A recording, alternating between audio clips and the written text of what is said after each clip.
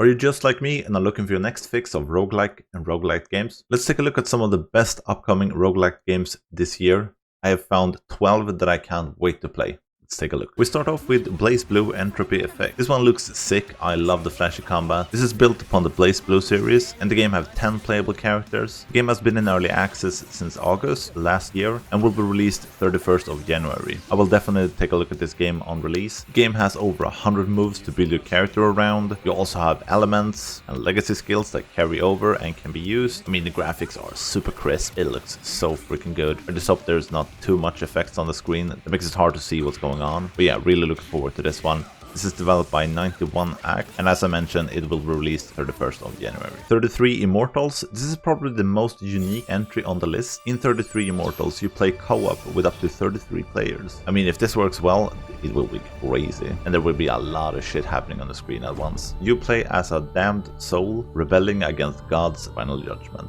As you're playing with so many other people, I hope there are good mechanics in the game to helping each other out, and I really hope the game is balanced so that you can play this game with fewer people than 33 and still have a good time. The game seems to be structured in larger areas where the 33 players are split up into smaller parties and have to complete smaller objectives, but the boss fights seems to have everyone in one space. The game is developed by Thunder Lotus, and the game will be released sometime in 2024. Then we have Ending Tau. Oh boy, this one looks amazing as well. The art really reminds me of Children of Morta. In Ending Tau, you're morphing your body to get different abilities that drastically changes how you play the game. On top of that, you also have upgrades that let you further shape your build. You're also rebuilding your village in the game, which will unlock relics and skills. So there seems to be a lot of things that you can get in the game. The game is developed by Extra Small and Sad Socket and will be released sometime 2024. Then we have also Torment. From what I understand, the game will be released this year. The initial plan was to stay in early access for 6 months. It's been a year now, but I'm glad they're taking their time to finish the game instead of rushing it out. This is very similar to Vampire Survivors and is primarily a bullet hell type game, but has roguelike elements, and why I'm including it. It's a really well made game with old school vibes when it comes to the graphics. Plays really well as well. Can't recommend it enough. This is developed by Chasing Carrot and release will be sometime 2024. Shadow of the Death. This is a top-down roguelite. I don't think I have played a top-down roguelike quite like this one before. Yeah, you have games like Enter the Gungeon or Soulstone Survivors, but those aren't really top-down in the sense that this game is. Have you guys played a top-down like this one before? Love the art style of the game. The combat looks fun as well, with a focus on combos, so that will be interesting. When I'm looking at it, it feels a bit zoomed in, but I haven't played it, so it's hard to judge. This is developed by Chili Room and will be released Q2 2024. Bridgeway. The styling of this game is really good. Fits perfectly with the sci-fi theme of the game. The game has turn-based combat in space. Here you assemble your crew, equip your ship, and head out into the galaxy. You choose your own way through the galaxy, manage relationships with factions, encounter pirates, find mysterious signals, trade and upgrade your ship,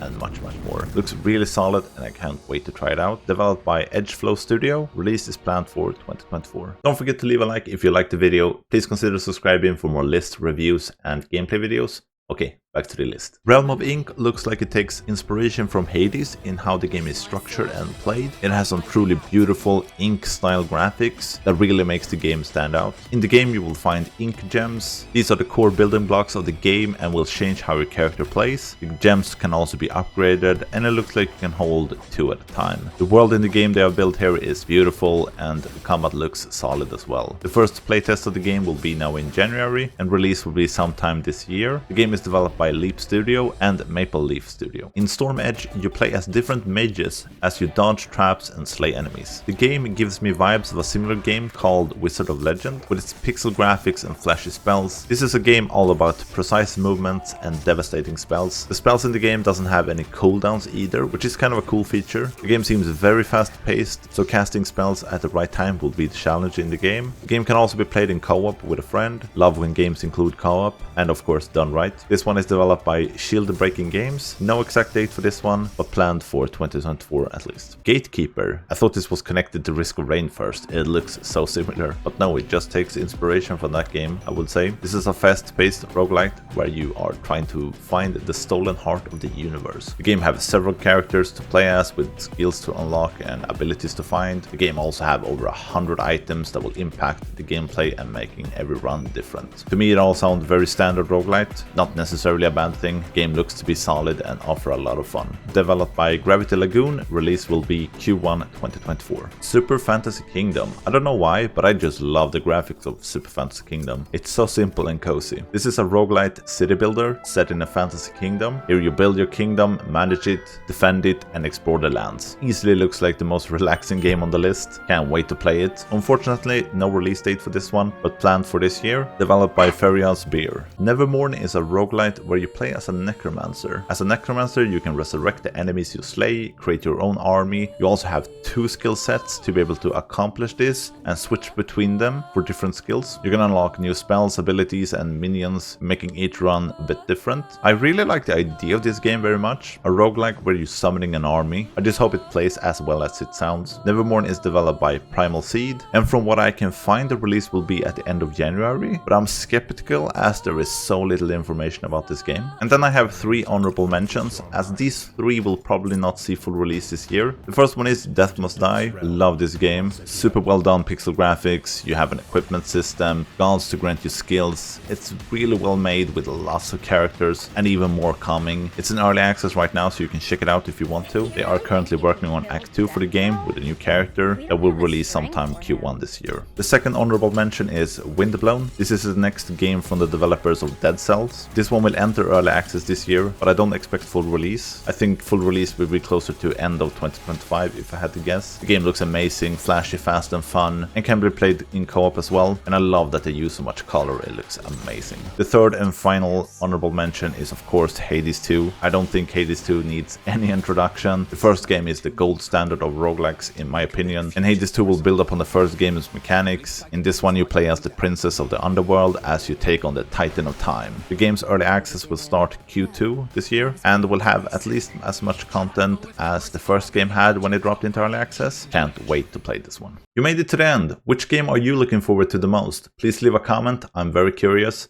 and I'll see you in the next video. Bye.